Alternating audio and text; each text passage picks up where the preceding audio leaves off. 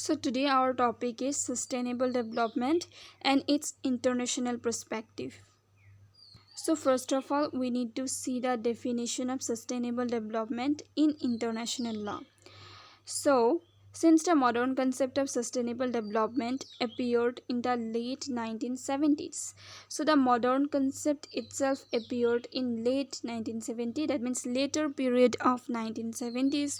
There have been many different definitions incorporating economic, social, political, and ecological variables. That means the concept of sustainable, the various definitions of sustainable development incorporated social, economic, social, political, and ideological variables. That means perspective as well. That means sustainable development not only covers economic or ecology, but also it looks into the economic, social, political, and ecological variables as well. So many dimensions are covered under the definition. All these definitions reflect some concern to integrate harmoniously the goals of economic development with the protection of natural resources in order to preserve future generations' capacity to reach or maintain well-being. Now, there's we find the definition of sustainable development. The first and foremost concern or the goal of sustainable development is to integrate, that is to harmoniously. Harmoniously means without any conflict or compromise. The goals of economic development, we need development as well, and we need to fulfill the goals of economic development along in such a way that it do not derogate the environment. That means the goals of economic development along with protection of natural resources is important. Protection of natural resources implies protection of the environment in order to preserve future generations. Now, preserve future generations means this is kind of intergenerational equity. That means we need to use the natural resources in such a manner or way that it not only preserves present generation, but the future generation can also use it. We need to restore those natural resources for present as well as future generations. This is what called intergenerational equity, or here it's said that preserve future generations capacity to reach and maintain well-being. Now let's see.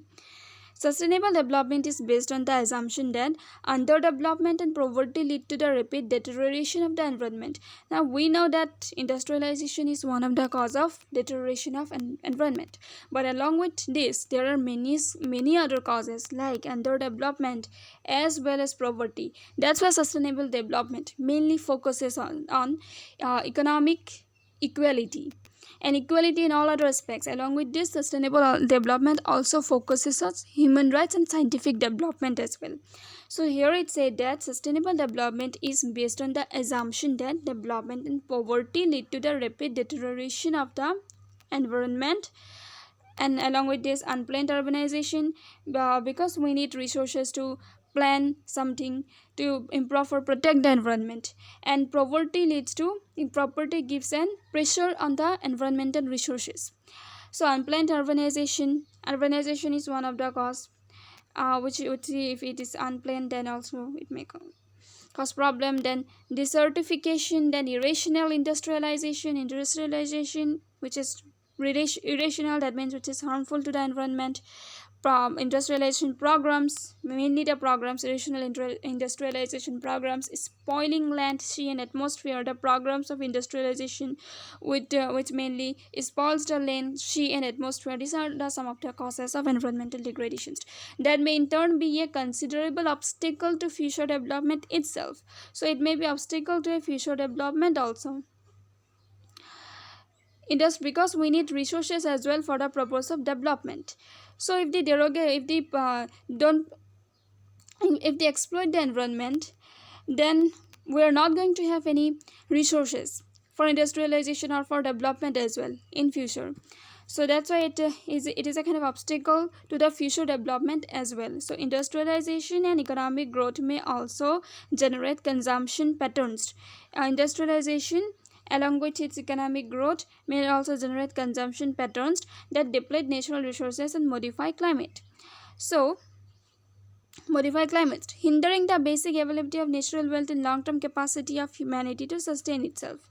Then comes hence economic development and growth must be achieved in a manner consistent with the sound management of natural resources.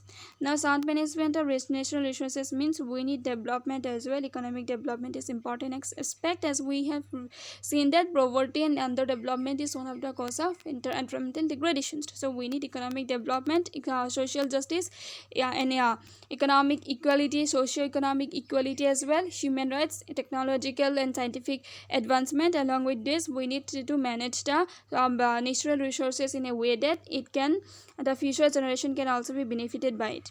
Management of natural resources, and the most important keyword here is the management. It is a very important thing.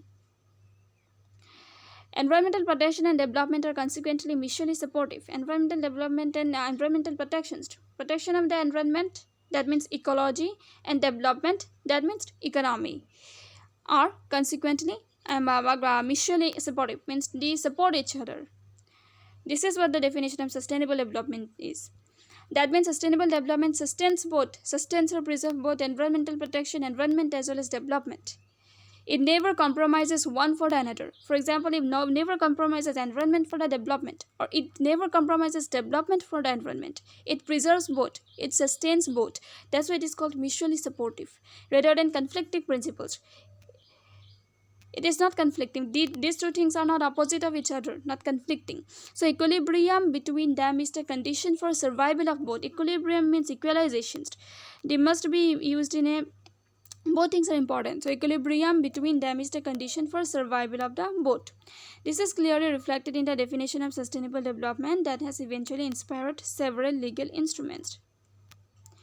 Then comes meeting the needs of the present means in the present juridical system, ensuring health and minimum standard of life. We need to meet the present generation as well as future generation. As we can see in this line, humanity has the ability to make development sustainable.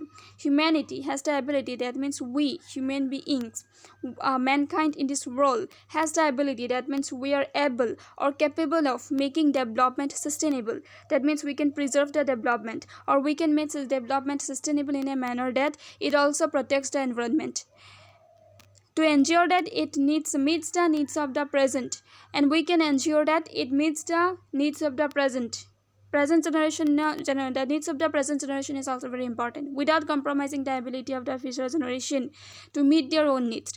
So that means sustainable development focuses on both environment plus development. It also focuses on the need of both present generations as well as future generations. Now here it is said that meeting the needs of the present means that the present juridical system ensuring health and minimum standard of life. So we need the health and minimum standard of life to all the populations of the world. So this is the present generation. It is the essential concept of right to development or intergenerational equity. It is very essential concept or intra-generational equity. To preserve the ability of the future generation to meet their own needs implies the necessary protection of natural resources for the purpose of future generation, for the purpose of present generation. This paragraph is for present generation. It means health and minimum standard of life, at least minimum standard of life, to all the populations of the world and to everyone equally. That means without discrimination. All means without any discrimination, everyone is entitled to a minimum standard of life and health. It is essential concept, precept of the right to development. It is also very essential for the purpose of right to development as well as intra-generational equity. Then, for the purpose of future generations, to preserve the ability of future generations to meet their own needs. Along with that, we have to preserve the ability of future generations. The ability must be preserved. The ability should be there of the future generations to meet their own needs.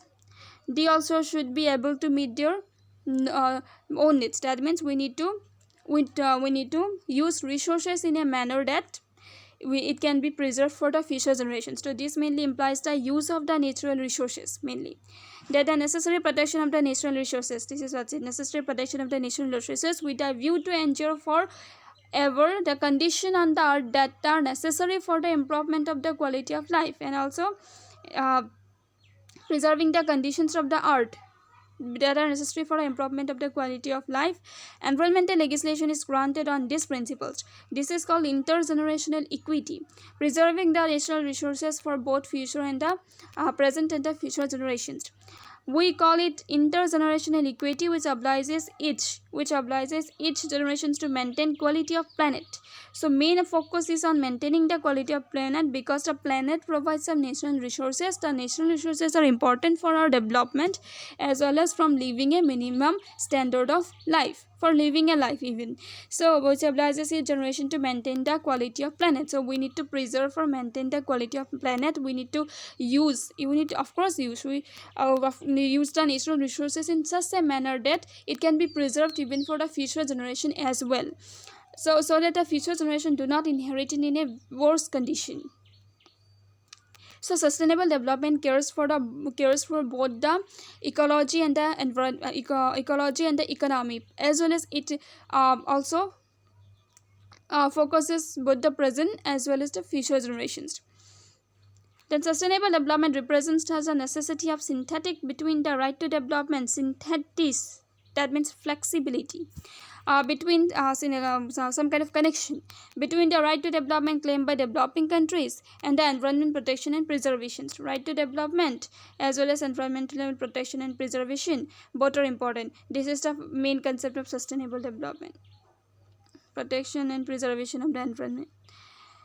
The subthesis, which is desired and promoted by all states, constitutes an obligation of all means and generates by itself rights and obligation for the subjects of international law. As a legal institution, because it is a kind of international law and various conventions are there regarding environmental protection internationally, so sustainable development is obviously a source of obligation for developed and developing countries. Obligation means kind of duty which they have to comply with for both the developed as well as developing countries. So this was the first part. Here we have discussed about the definition of sustainable development, the basic concept, mainly the basic concept of sustainable development,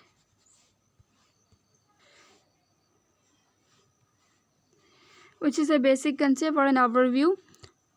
In part 2, we'll discuss about the sources of the law of sustainable development, which is also a very important topic.